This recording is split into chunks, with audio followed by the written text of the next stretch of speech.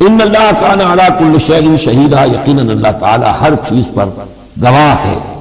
اب آئی ہے وہ آیت اصل میں کانٹے دار آیت جو ہے، جو عورتوں کے حلق سے بہت مشکل سے اترتی ہے، کانٹا بن کر اٹک جاتی ہے۔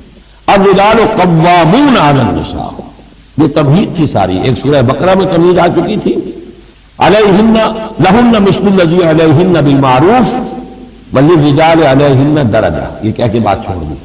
آگے آئے لا تتمنوا ما فضل اللہ بعضهم علی بعض، اور مزید اس کے لیے ذہنی جو ہے تیاری کر دی۔ اب آ رہی ہے وہ چیز جو چبھنے والی چیز ہے۔ الرجال قوامون علی النساء، مرد عورتوں پر حاکم ہے۔ یہ میں ترجمہ زور دے کر رہا ہوں۔ یہ قامہ جو ہے، قامہ جب علا کے ساتھ آئے گا تو کچھ اور معنی ہوں گے، قامہ بے کے ساتھ آئے گا کچھ اور معنی ہوں گے۔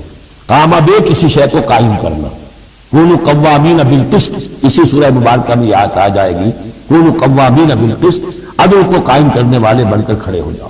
قامہ علا، کسی کے اوپر سر پر مسلط ہونا، یہ ہے گویا کہ ایک درجہ حاکمیت ہے۔ گھر کے ادارے میں حاکم ہونے کی حیثیت مرد کو حاصل، سربراہ خاندان جو ہے وہ مرد ہے، عورت نہیں۔ عورت کو بہرحال اس کے ساتھ ایک وزیر کی حیثیت سے کام کرنا ہے، یہ ہے اس کا اصل رول۔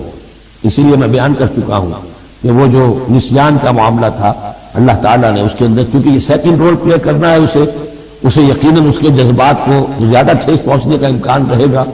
آدمی کو، ہر انسان، مرد بھی چاہتا ہے میری بات چلے، عورت چاہتی ہے میری بات چلے۔ اب آخر کار کس کی بات چلے گی؟ یا تو دونوں کسی طریقے سے کسی مسئلے میں متفق ہو جائیں، اور عورت جو ہے بیوی اپنے شوہر کو دلیل سے، اپیل سے جس طرح قائل کر لے تو معاملہ ٹھیک ہو گیا۔ اب اگر نہیں ہو رہا معاملہ، اب کس کی رائے چلے گی؟ مرد کی رائے چلے گی، تو کس کو اس سے ایک صدمہ پہنچے گا؟ عورت کو پہنچے گا۔ لیکن اس صدمے کا ہی جو ہے انفلوئنس، اس کو کم کرنے کے لیے سیفٹی والو، نسیان کا مادہ اللہ تعالیٰ نے عورت میں زیادہ رکھا۔ اسی لیے پھر اس قانون شہادت کے اندر ایک مرد کی جگہ دو عورتوں کو وہاں پر اس کا نصاب رکھا گیا۔ الرجال قوامون علی النساء بما فضل اللہ بعضهم علی بعض۔ اب یہ دوسری بات ہے کہ اگر وہ شوہر حاکم ہو کر ظلم کرتا ہے، ان کے حق ادا نہیں کرتا، تو اللہ کے یہاں بڑی سخت پکڑ ہوگی۔ یہ تو دوسری بات ہے بالکل، لیکن یہ کہ جو قانون ہے اسلام کا وہ یہی ہے، یہ اختیار دیا گیا۔ اب آپ اس اختیار کا غلط استعمال کر رہے ہیں، آپ اس کو ظلم کا ذریعہ بنا رہے ہیں، تو اس کی سزا اللہ تعالیٰ کے ہاں آپ کو مل جائے گی۔ بما فضل اللہ بعضهم علی بعض، بسبب اس فضیلت کے جو اللہ نے بعض کو بعض پر دی ہے، وبما انفقوا من اموالہم، اور بسبب اس کے کہ جو وہ خرچ کرتے ہیں اپنے مال۔ اب دیکھیے یہ خرچ کرنے کا معاملہ اسلام میں شادی سے شروع ہو گیا۔ شادی مرد کی بھی ضرورت ہے، عورت کی بھی ضرورت ہے، لیکن مرد مہر دیتا ہے، عورت مہر وصول کرتی ہے، تو جو خرچ کرنے والا ہے اب اس کی ایک حیثیت دوسری ہو گئی۔ پھر گھر میں اس کا نان نفقہ پورا جو ہے، اس کا خرچہ، اس کی ذمہ داری، اس کو سپورٹ کرنا شوہر کے اوپر ہے، تو اب وہ مال خرچ کر رہے ہیں۔ بما انفقوا من اموالہم، فالصالحات، تو نیک بیویاں کون ہیں؟ جو کہ ایک یوں سمجھیے قرآن کے نزدیک ایک عورت کا جو اچھا کردار ہونا چاہیے، ایک خاتون خانہ کی جو بہترین روش ہونی چاہیے، وہ یہاں تین الفاظ میں آئی ہے۔ فالصالحات، نیک بیویاں قانتات، ایک تو فرما بردار ہوتی ہیں، شوہروں کی فرما بردار، حافظات للغیب، غیب میں حفاظت کرنے والی ہیں۔ یعنی ظاہر بات ہے کہ مال ہے کسی کا تو گھر میں ہے، وہ تو کام پہ چلا گیا ہے، اب وہ کس کی حفاظت میں ہے؟ بیوی کی حفاظت میں ہے۔ اسی طرح اب بیوی کی جو عصمت ہے وہ در حقیقت مرد کی عزت ہے، اب وہ اس کی عزت کی حفاظت کرے اس کی غیر موجودگی میں۔ اسی طرح مرد کے راز ہوتے ہیں، سب سے زیادہ بڑھ کر جو ہے رازدان تو بیوی ہوتی ہے۔ تو تین اعتبارات سے حافظات للغیب، حافظات للغیب، غیب میں حفاظت کرنے والی ہیں۔ حفاظت کرنے والی ہیں شوہر کے مال کی، شوہر کے رازوں کی، اور شوہر کی عزت۔ بما حفظ اللہ، اللہ کی حفاظت سے، حفاظت ہے تو اللہ کی، لیکن جیسے رازق اللہ ہے لیکن کام تو انسان کو کرنا پڑتا ہے، رزق کمانا پڑتا ہے۔